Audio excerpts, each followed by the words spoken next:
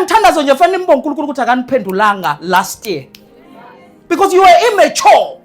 If wakunika lento obuyifuna last year ibizokubulala. Kodwa wawukhala uthi kodwa Nkosi mina ungikhumbula nini? Kanti unika banjani?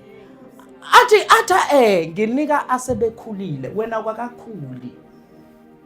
Mama ngizokunika imoto uhamba ama-car wash kade ukhonza. Uzohamba ushisa nyama nama-car wash. Wena uzokwazi ukuthi yiphi ephophayo. Iyaphopha. Now, number 1 bazalwane mistake ayenza.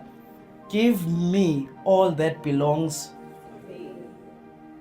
Lalela, awunalutho wena. Imali, unani wena? Ufike nani la? Awufika nalutho yini? This is a mystery bazalwane. Ngicela niyizwe lento engizoyichaza manje.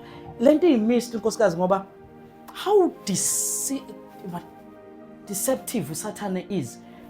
If uphume esibelethweni sama wakho uthi nywe ungenalutho ne, you must understand ukuthi there is nothing you will take with you.